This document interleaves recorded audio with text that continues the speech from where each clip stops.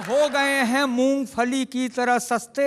हाँ। उनके अपने अब तो जुदा हो गए रास्ते।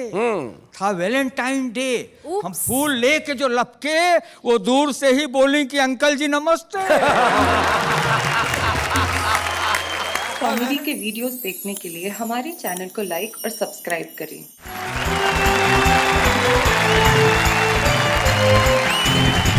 आज मेरा दिल कुछ और इजहार करने को करता है। क्या इजहार करने को करा? मतलब आज कुछ पूछोगी नहीं? नहीं नहीं जी। पूछना हुआ पुराना, हाँ। अब आया फरमाइश का जमाना। अरे तो क्या क्या फरमाइश करिए करिए। अभी नहीं बताऊंगी, बाद में बताऊंगी, अचानक से। मतलब का प्रोग्राम के बाद अकेले में? नहीं, प्रोग्राम के बीच में। अच्छा। सबके सामने। पता नहीं इनके क्या इरादे हैं। इससे पहले कि ये अपने इरादों को जनता के सामने जाहिर करे, मैं बुलाता हूँ इस महफिल की शुरुआत करने के लिए एक ऐसे धमाकेदार कवि को जिसके पास ठहाकों की एक पूरी फैक्ट्री है और नाम उनका अरुण जैमिनी है। जोरदार तालियों से स्वागत करें।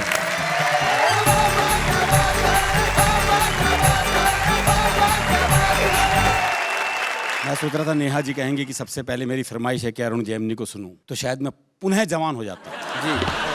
दिल की आवाज यही थी, खुदा ने सुन ली। हो गया। हाय। अब वो बेचारा कविता पढ़ पाएगा? अभी तो पढ़ पाऊंगा। दरअसल क्या है कि हरियाणा के आदमी को इतनी मस्ती मिल जाए बस वो पर्याप्त है। जी। हमारे यहाँ तो हर संबंध हास्य रस में है ना जी। अच्छा, ये हरियाणा के ही बाप बेटे का संवाद हो सकता है।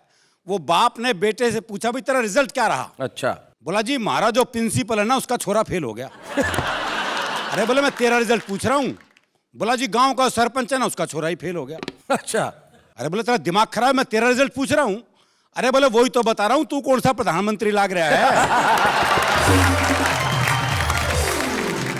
वो मेरे पड़ोस में रहते जी रामकिशन जी। जी। उनके बेटे का रिजल्ट आना था, तो बाप ने कहा अगर फेल हो गया ना तो मुझे बापू मत कह दियो बस। दोपहर में बेटा रिजल्ट लेके वापिस आया, तो बाप ने पूछा भाई रिजल्ट क्या रहा?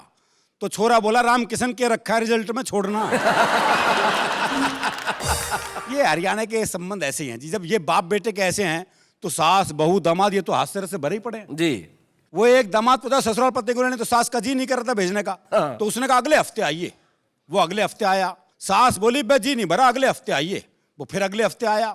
सास बोली तू तो हर हफ्ते आ जा है। हाँ। हम अभी नहीं भेजेंगे, 15 दिन के बाद भेजेंगे। बोला जी मैं भी आज आके थक गया, मैं 15 दिन यहीं रुकूंगा। बोले जी आप रुकोगे तो लोग क्या कहेंगे? बोले क्यों? थारी छोरी हमारे यहाँ 6 महीने रुकी। सही बात है। बोले जी वो तो आपके यहाँ ब्याही गई है। तो बोले मैं कह रहा फूका गया हूँ। वो एक और दामाद पता ससुराल पति को लेने, तो सास का जी नहीं कर रहा था भेजने का। तो उसने बाकी बच्चों से कहा बोल जीजा को समझाओ। अच्छा। और अगर नहीं माने ना तो यूं कह देना हमारी माता जी की देवी आ जाती है। देवी आ जाती है। और जब देवी आ जाती है अपनी बात मनवा के छोड़ती है। बालक पहुंच गए, बोले जी आज अभी नहीं भेजेंगे। बोले लेके जाऊंगा। बोला ऐसा हमारी माता जी की देवी आ जाती है, और जब देवी आ जाती है अपनी बात मनवा के छोड़ती है। बोला देवी आ जाए या देवा आ जा, मैं तो लेके जाऊंगा। थोड़ी देर बाद सास जो बाल वाल बिखेर के आ गई। हाँ। बोले देवी आ गई ना भेजूं, देवी आ गई ना भेजूं, देवी आ गई ना भेजूं। दामाद थोड़ी देर ड्रामा देखता रहा, फिर बोला भैरव आ गया लेके जागा।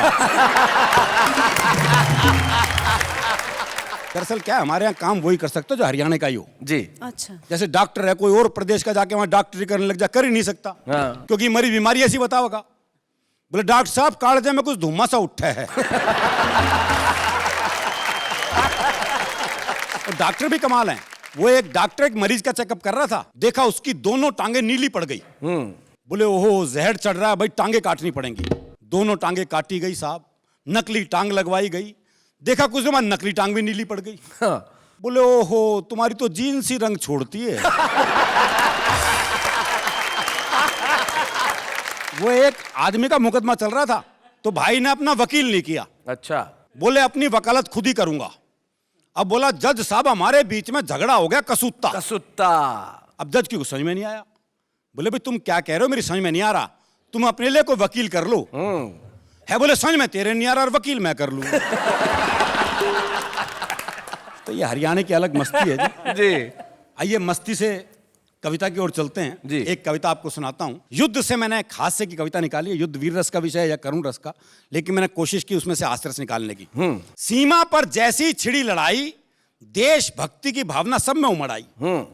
कुर्बानी का कुछ ऐसा चढ़ा जुनून कि घायल सैनिकों को सभी देने लगे अपना अपना खून। अच्छा। नेता हो या व्यापारी, कवि हो या भिखारी, खिलाड़ी हो या संगीतकार, अध्यापक हो या बेरोजगार, तरह तरह के लोगों का जब घायल सैनिकों में खून चढ़ा तो सबका प्रभाव अलग अलग पड़ा। अच्छा।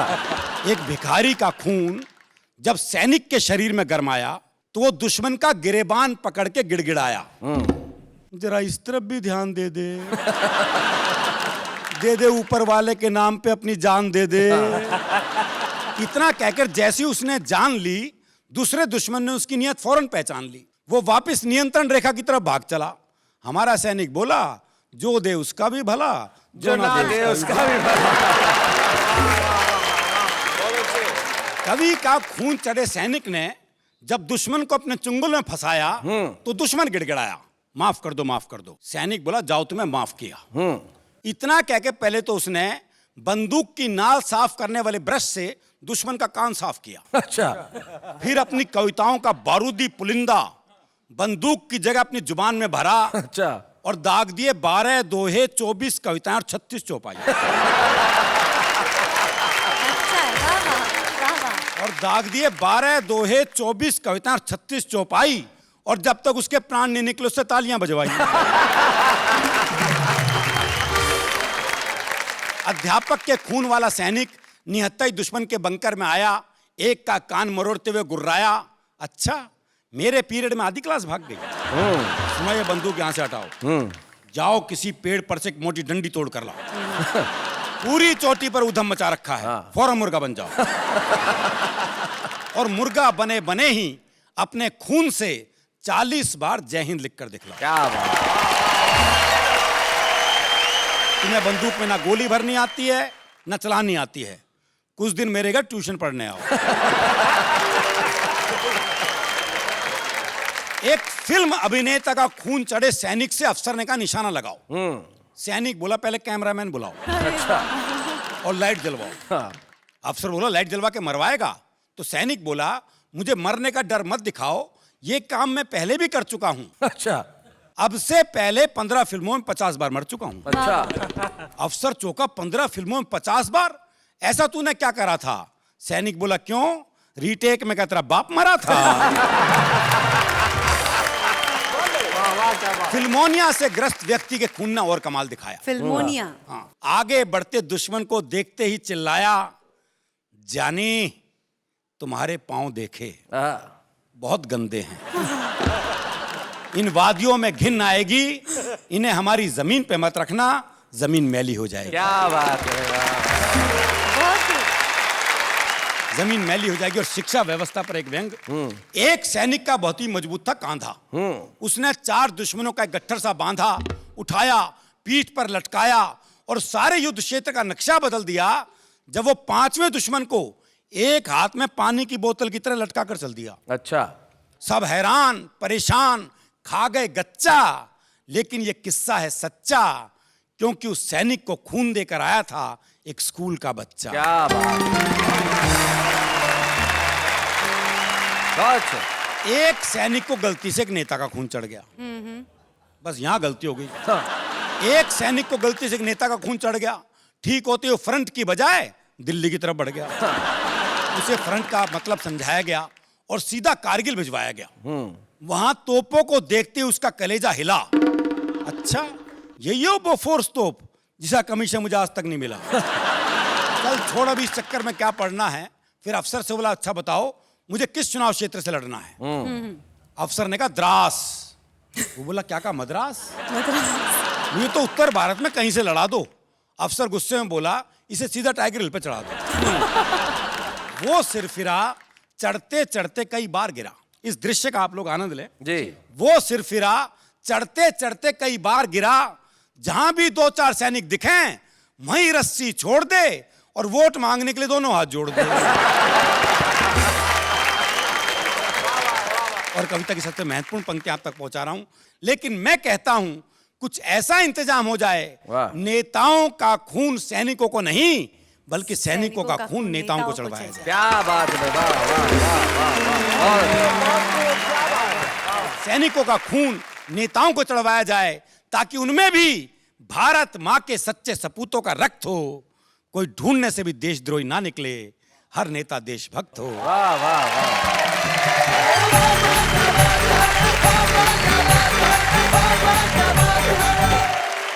भाई क्या बात है, अरुण जैमिनी ने बिल्कुल, और अरुण जैमिनी नहीं, देश के हर कवि ने जब भी कोई कविता लिखी तो सबसे पहले उन्होंने यही सोचा कि हम जनता को जरूर हंसाएं लेकिन मुल्क की बात हमारे लिए सबसे महत्वपूर्ण है। तब दो शेर मुझे एक शायर के याद आते हैं जो मैं इन सब कवियों के नाम करता हूँ। टूटने और बिखरने का चलन मांग लिया, हमने हालात से शीशे का बदन मांग लिया, हम भी खड़े थे तकदीर के दरवाजे पे, लोग दौलत पे गिरे, हमने वतन मांग लिया। वो जो वतन है वो बड़ा महत्वपूर्ण है और कई लोग हैं इस वतन में जो बड़े महत्वपूर्ण है हिंदी कविता के लिए, शायरी के लिए और हम सब के लिए। एक ऐसा शायर जिसका एक शेर मुझे इतना पसंद है और वो सारी जिंदगी का फलसफा इन दो शेरों में कह देते हैं। वो कहते हैं कि पूरी धरा भी साथ दे तो और बात है, पूरी धरा भी साथ दे तो और बात है, पर तू जरा भी साथ दे तो और बात है, और चलने को तो एक पांव से भी चल रहे हैं लोग, दूसरा भी साथ दे तो और बात है। ऐसे शेर कहने वाले डॉक्टर कुंवर बेचैन हमारे बीच में, हम जोरदार तालियों से स्वागत करते हैं डॉक्टर कुंवर बेचैन का।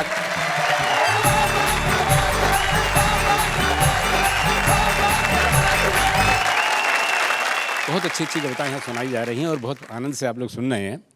मुझसे भी कहा गया कि थोड़ा बहुत हंस लिया करो, तो मेरे साथ क्या गुजरी वो बताना चाहता हूँ। जी जी। 2-4 बार हम जो कभी हंसा लिए, सारे जहां ने हाथ में पत्थर उठा लिए। क्या बात है। कौन कौन हंसने देता है, तो हंसा रहे हैं, बहुत बड़ी बात। लेकिन भले सारे जहां ने हाथ में पत्थर उठा लिए हों, मैंने भी जवाब देने की कोशिश की। दुनिया ने मुझ पे फेंके थे पत्थर जो बेहिसाब, दुनिया ने मुझ पे फेंके थे पत्थर जो बेहिसाब, मैंने उन्हीं को जोड़ के कुछ घर बना लिए। नकारात्मक स्थिति में सकारात्मक बात कह रहा हूं और एक शब्द इस्तेमाल करने की कोशिश की है। जब छोटे थे तो बड़ी संटियां पड़ी हाथ पर, कहता हूं कि संटी की तरह मुझको मिले जिंदगी के दिन। छड़ी जिससे मारते हैं वो, इसीलिए बचपन में आपने बहुत खाई होंगी।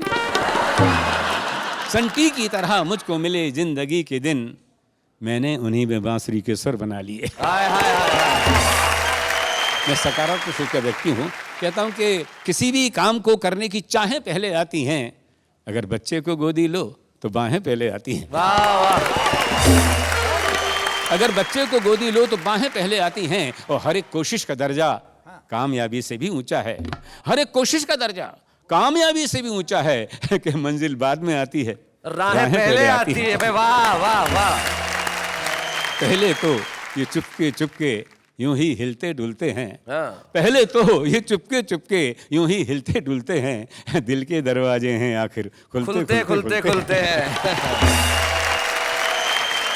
मैं दर्शकों को बताना चाहता हूँ एक बड़ा ही खूबसूरत गीत जो डॉक्टर साहब का, मैं तो बहुत वर्षों से उस गीत का मुरीद हूँ। नदी और समंदर को प्रतीक बना के जो जिंदगी के सुर अपने इस गीत में लेके आते हैं डॉक्टर कुंवर बेचैन, मैं चाहता हूँ कि इस गीत को आज हम एक भेंट की तरह आपको दे सकते हैं। सुनाए वो गीत डॉक्टर। दिल के द्वार खुले तो मैं आप तक पहुंचने की कोशिश करता हूं। किसी ने पूछा कि समुद्र से मिलने क्यों नदी जाती है, तो 4 पंक्तियां उसमें ये थी कि अपनी उलझन में ही अपनी मुश्किलों के हल मिले, जैसे टेढ़ी मेढ़ी शाखों पर रसीले फल मिले, और उसके खारेपन में भी कोई कशिश होगी जरूर, उसके खारेपन में भी कोई कशिश होगी जरूर, वरना क्यों सागर से यूं जा जा के गंगा जल मिले। धन्यवाद। मैंने 2 प्रतीक चुने। नदी को बहुत पुराने समय से लेकर आज तक एक प्रेमिका का प्रतीक दिया गया है, और समुद्र को माना जाता रहा है कि वो एक प्रेमी है। नदी समुद्र से मिलने के लिए जाती है और उससे कुछ बात करती है, वो बात मैंने सुन ली, वो आपके सामने प्रस्तुत कर रहा हूँ। उसमें एक शब्द आता है रुबाई, आप सभी लोग जानते हैं, वो उर्दू में एक छंद का नाम है जो सौंदर्य की, प्रेम की, अध्यात्म की बात कही जाती है। अब नदी क्या कहती है समुद्र से, सुनिएगा जी। नदी बोली समंदर से मैं तेरे पास आई हूँ, नदी बोली समंदर से मैं तेरे पास आई हूँ, मुझे भी गा मेरे शायर मैं तेरी ही रुबाई हूँ।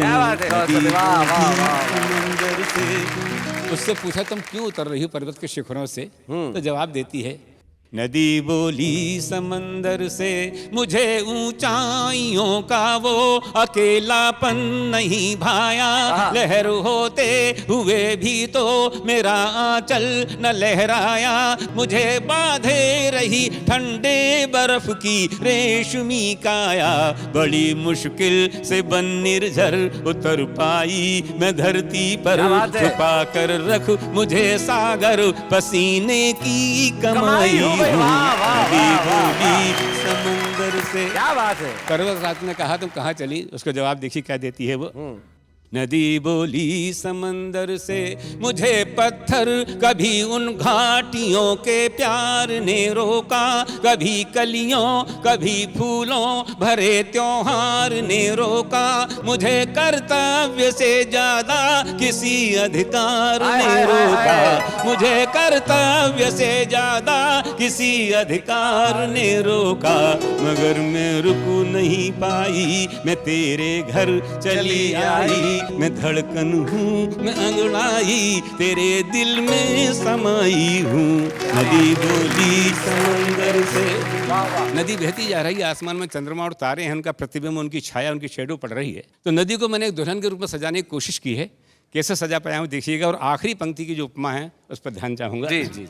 नदी बोली समंदर से, पहन कर चांद की नथुनी, सितारों से भरा आंचल, नए जल की नई बूंदें, नए घुंघरू नई पायल, नया झूमर नई टिकुली, नई बिंदिया नया काजल। पहन आई मैं हर गहना, ये तेरे साथ ही रहना। लहर की चूड़ियां पहना, मैं पानी की कलाई हूँ। बहुत बहुत धन्यवाद।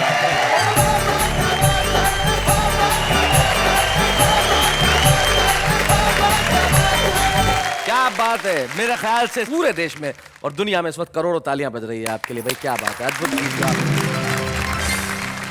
कुछ लोग होते हैं जो खुद को पहचानते हैं, हर उम्र में पहचानते हैं। जैसे सूर्य कुमार पांडे जी, उन्होंने हर उम्र में खुद को पहचान रखा है कि उन्हें करना क्या है।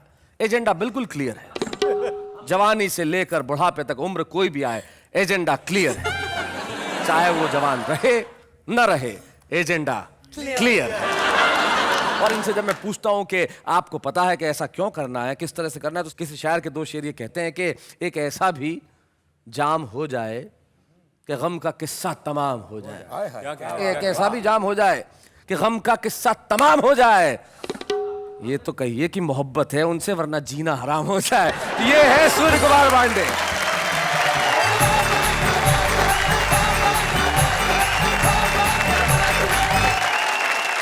आज आपने एक से वतन की कविता सुनी, एक से चिंतन की कविता सुनी, अब मुझसे तन की कविता सुनी। अच्छा, एजेंडा क्लियर। एजेंडा क्लियर है। Agenda clear. इस अवस्था में कैसे कह सकता हूं कि कभी मैं भी गुलाब था, फिर गुड़हल हुआ, अब कनेर हो गया हूं। अच्छा, विध्वंस की स्थितियां। अरे तब मुझसे मिलते जब मेरे सिर पर भी शाहरुख खान जैसे घने घने बाल थे। अरे अब मिलने का क्या फायदा जब मैं अनुपम खेर हो गया। नजर के सामने हरदम इसे रखता हूं अब तो मैं। अच्छा, बताता हूं कि चश्मे से क्यों इतना प्यार करता हूं। जवानी गुजरी अपनी गैरों से आंखें लड़ाने में, उम्र जब ढल गई है खुद से आंखें चार करता हूं।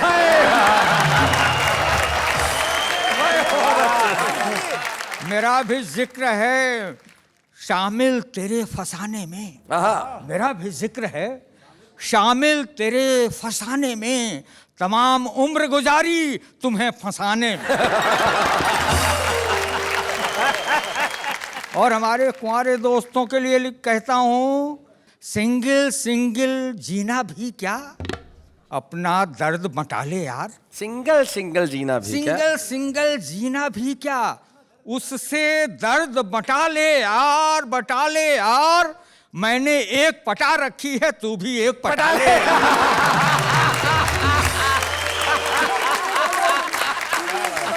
नेहा जी सुनिए आप। हाँ, सही में आपका एजेंडा क्लियर है। बिल्कुल एजेंडा क्लियर। हम हो गए हैं मूंगफली की तरह सस्ते, हाँ। उनके अपने अब तो जुदा हो गए रास्ते। था वैलेंटाइन डे, हम फूल लेके जो लपके, वो दूर से ही बोली कि अंकल जी नमस्ते। था वैलेंटाइन डे। यादों के हाईवे पे वो दौड़ा रही है मुझको, रुकने भी नहीं देती कि तेल भी भरा लूं। और वो ऐसी है कि दिल से निकलती ही नहीं है। मैं सोचता हूं हार्ट ट्रांसप्लांट करा लूं।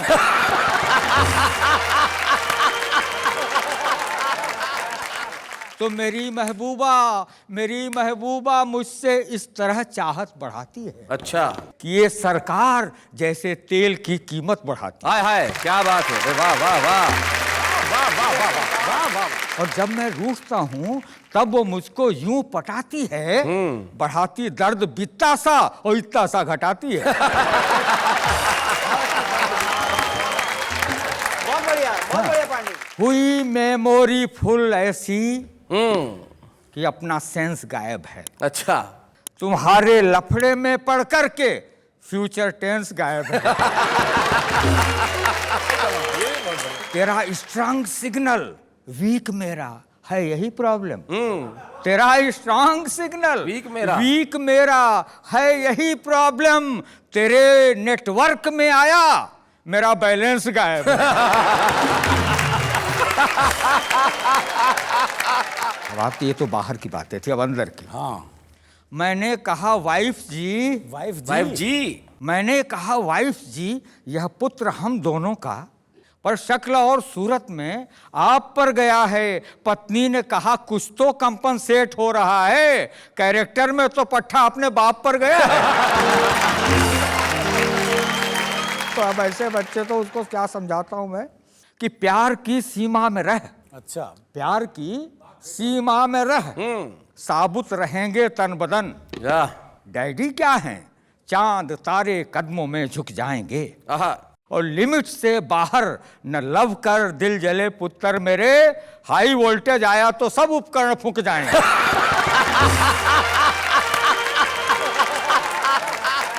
मैं आपको सुनाता हूँ आपके लिए, हमारी इस युवा पीढ़ी के लिए जी कि गलती इनकी नहीं, गलती कहाँ है वो मैं बताता हूँ। इल्जाम दर्ज है नई पीढ़ी के नाम में, यारों कमी है कुछ तो अपने इंतजाम में। वाह वाह। यारों कमी है कुछ तो अपने इंतजाम में, और माओं की जगह आया औलाद पालती है। मत क्वालिटी तलाशो ठेके के काम में। और ये पंक्तियां और सुनिएगा भाई के, नफरतों को दूर रख वरना बहुत पछताएगा। प्यार का एसी चला ले, दिल में ठंडक पाएगा। और आदमी को धूल जूते की समझने का गुमान, वक्त का जूता पड़ेगा आदमी हो जाएगा। क्या बात है। वाह वाह वाह वाह वाह वाह। और जाते जाते आपको चार पंक्तियां सुनाता हूँ सुनाए कि मुझे गुजरे पलों की साइट पर तुम सर्च कर लेना। है, क्या बात है। खरा 100% हूँ, टेस्ट या कि रिसर्च कर लेना। अच्छा। हंसी का गोल्ड कॉइन हूँ, रखो तुम दिल के लॉकर में। जरूरत जिंदगी को जब पड़े तब खर्च कर लेना। क्या बात है। वाह वाह वाह वाह।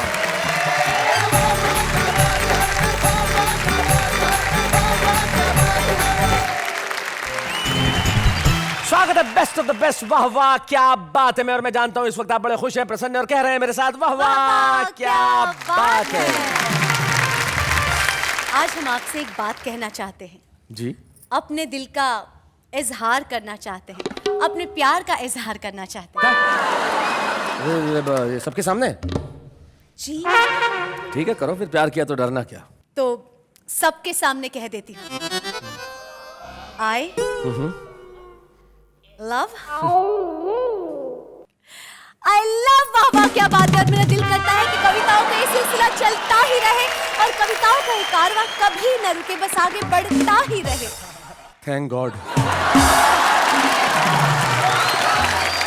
थैंक गॉड कि इनका प्यार सिर्फ वाह वाह क्या बात है तक ही सीमित है।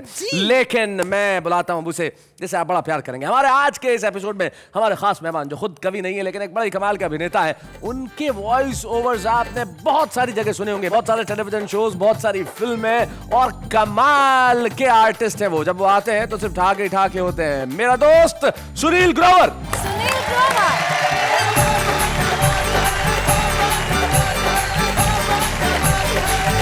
मैंने कविता का शौक बहुत पहले से पाला हुआ है और आज मैं यहाँ पे कविता जो मैंने लिखी हैं बहुत सारी, उनमें से शैलेश जी कौन सी अपनी लिखी हुई कविता सुनाऊं आज मैं? एक ही तो लिखी है भाई, वो सुना दे। अच्छा याद दिलाया। कविता लिखने मैं चला, कविता लिखने मैं चला, सुबह से हो गई शाम, तब समझा उनको ही करने दो जिनका है काम। तो मैं आज उनकी कविता पढ़ने वाला हूँ जो बहुत सिंपल लिखते हैं और बहुत सहज लिखते हैं। मैं उसको बहुत एंजॉय करता हूँ, इसलिए एंजॉय करता हूँ कि मेरी समझ में आ जाती है जी। हम सब लोगों की समझ में आ जाती है। हुल्लड़ मुरादाबादी साहब जी भाई, जोरदार तालियों से स्वागत। कुछ दोहे आप सब लोगों के साथ शेयर करना चाहूंगा। पूर्ण सफलता के लिए, पूर्ण सफलता के लिए दो चीजें रख याद, मंत्री की चमचागिरी, पुलिस का आशीर्वाद। नेता को कहता गधा, नेता को कहता गधा, शर्म न तुझको आए, कहीं गधा इस बात का बुरा मान ना जाए। कर्जा देता मित्र को वो मूर्ख कहलाए, कर्जा देता मित्र को वो मूर्ख कहलाए, महामूर्ख वो मित्र है जो पैसा लौटाए।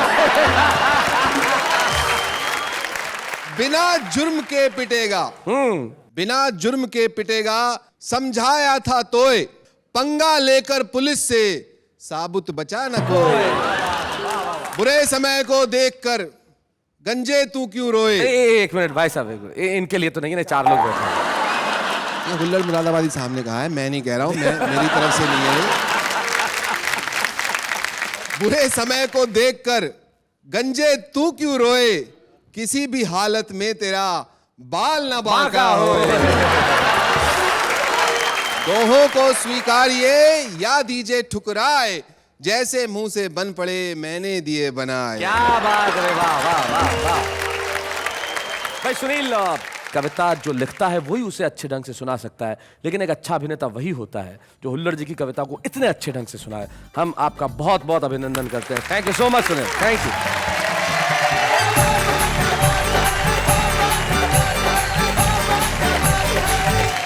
तो भाई ये थे सुनील ग्रोवर जो कमाल की कविताएं सुना रहे थे। हुल्लड़ जी के दोहे, हुल्लड़ जी की कविताएं तो आज तक बड़ी कमाल की थी। उनकी एक कविता थी, एक कवि सम्मेलन। उस कवि सम्मेलन में कहते हैं कि भाई जब कोई कवि नहीं मिला तो एक किसी चलते फिरते आदमी को ला के वहाँ खड़ा कर दिया और बोला कि आप कविता पढ़ो।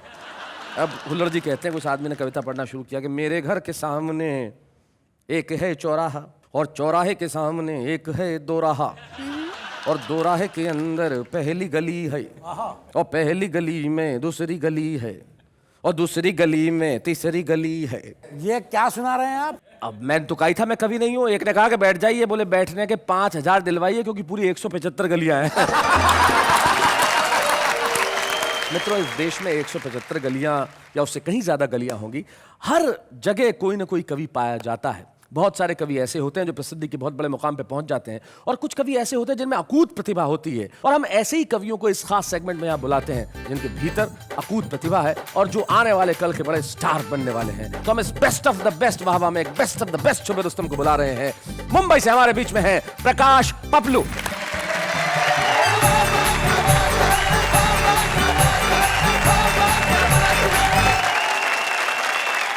दो पंक्तियां कहना चाहता हूं जी प्रकाश। कि हम हास्य कवि हैं, पर क्या हमारे दिल में गम नहीं होता? हाँ। और आपको बता दूं कि छुपा रुस्तम भी किसी से कम नहीं होता। हाय हाय हाय हाय हाय हाय।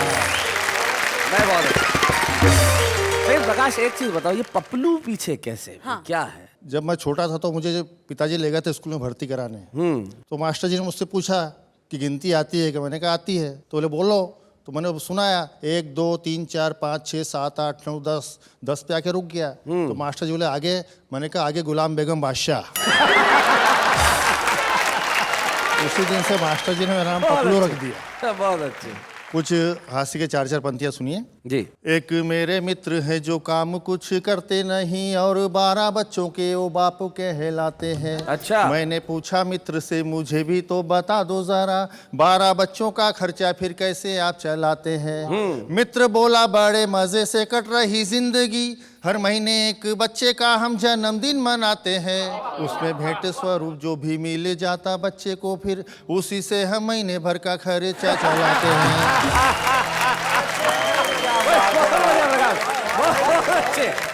एक अखिल भारतीय मच्छरों का सम्मेलन हुआ, ऐसी मिसाल तो पहले कहाँ मिलती थी। करोड़ों की संख्या में हुए थे जमा वहाँ पर, एक ताये देखने को पहले कहाँ मिलती थी। एक बूढ़े मच्छर ने युवा मच्छरों से कहा, तुमसे अच्छी किस्मत हमें कहाँ मिलती थी। हमारे ज़माने में स्त्रियों के शरीर पर काटने को इतनी खुली जगह कहाँ मिलती थी। मेरा कुत्ता था बीमार, लेके गया डॉक्टर के द्वार पर। मैंने कहा कुत्ते को इंजेक्शन लगा दीजिए। डॉक्टर ने लगाई सुई, ऐसी प्रतिक्रिया हुई, कुत्ता ऐसे भागा जैसे घोड़ा भागा कीजिए। डॉक्टर बोला गलत सुई दे दिया हूँ माफ करो। मैंने कहा पशु से तो मत दगा कीजिए, कैसे पकड़ूंगा अब भागते कुत्ते को मेरे, वैसा ही इंजेक्शन एक मुझे भी लगा दीजिए। क्या बात है, वाह वाह वाह वाह। तुमने कहा कि छुपा रुस्तम भी किसी से कम नहीं होता। कम नहीं होता, छुपा रुस्तम तो कम होता ही नहीं। बहुत बढ़िया आपने अपने हास्य की कविताएं आपने सुनाई और हम बड़े खुश हैं कि हम आज आपको यहाँ पे खूबसूरत स्मृति चिन्ह देना चाहते हैं। जोरदार तालियों से स्वागत करेंगे हम प्रकाश पत्नी।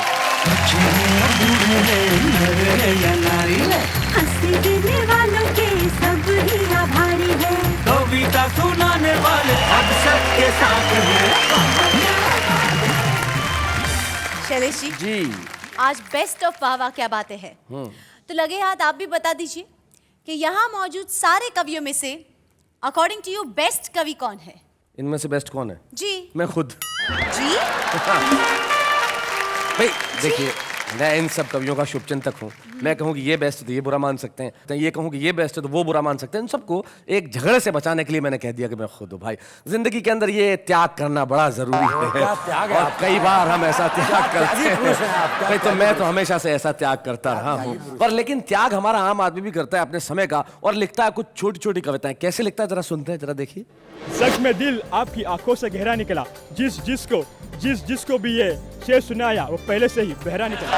एक बेगुनाह की सजा चुकाने के लिए 10 मुजरिमों को छोड़ दो। एक बेगुनाह की सजा चुकाने के लिए 10 मुजरिमों को छोड़ दो। एसीपी प्रद्युम्न ने कहा, दया दरवाजा तोड़ दो। एक बात मेरी समझ में बिल्कुल नहीं आती है, एक बात मेरी समझ में बिल्कुल नहीं आती है, पढ़ाई करने बैठो तो इतनी नींद क्यों आती है? शायरी करनी आती नहीं, सभी शायरी करने चले और शायरी को घास समझकर सभी गधे चरने चले।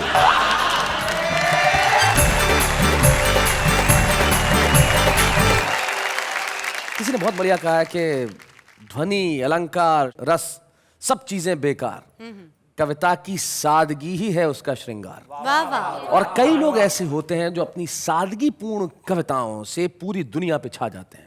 डॉक्टर कुंवर बेचैन एक पूरी पीढ़ी के लिए प्रेरणा नहीं है, हम सब के लिए एक सोर्स ऑफ एनर्जी है। आज वाह क्या बात है कि मंच पे हम चाहते हैं कि हम डॉक्टर कुंवर बेचैन को सम्मानित करें और हम स्वयं सम्मानित महसूस करें। हम जोरदार तालियों से स्वागत करें डॉक्टर कुंवर बेचैन।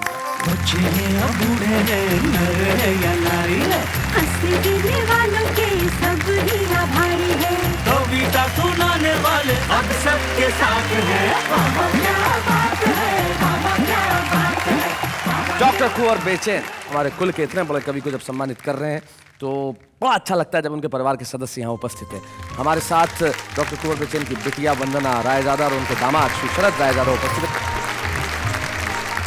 वंदना, स्वागत है आपका। धन्यवाद। मैं कुंवर जी को वर्षों से जानता हूँ, मैंने आज तक कभी कुंवर जी को गुस्से में नहीं देखा। कभी आपको घर में कभी गुस्से में देखा है आपने कभी इन्हें? नहीं, हम लोग बचपन से ही पापा जी से जो सहजता जी क्या बात है। और जीवन दर्शन जो हमने उनसे सीखा, उन्हें मैं कुछ पंक्तियों में कहना चाहूंगी। इरशाद सुनाए। बारूद से चाकू से न खंजर से बात कर, गर कर सके तो दिल के ही अंदर से बात भाई, क्या बात है। मिलती है जिसमें जाके हर एक प्यार की नदी, इंसानियत के ऐसे समंदर से बात कर। वाह वाह। है जन्म से ही मौत की खूंटी पे जो टंगा, उस अपनी जिंदगी के कैलेंडर से बात कर। तो ये सीखा हमने अपने पिता से। क्या बात है। तो शरद जी, मैं आपकी स्थिति देख रहा हूँ, ससुर कवि, बीवी कवित्री, दो पाटन के बीच में साबुत बचा रखो है। आपका क्या हाल होता है शरद जी, ये बताएं। चलिए जी, अपनी सुना जाते हैं, हमारी नहीं सुनते।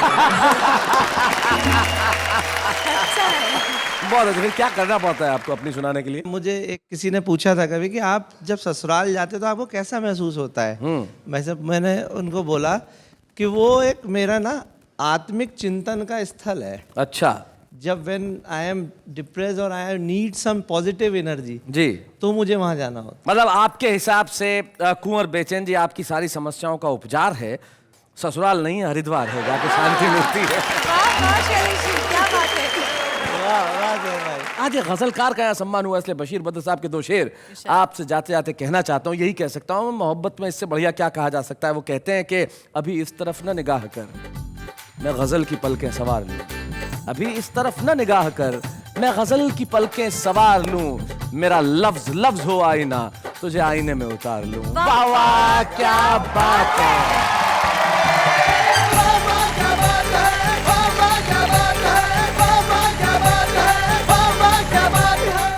कॉमेडी के वीडियोस देखने के लिए हमारे चैनल को लाइक और सब्सक्राइब करें।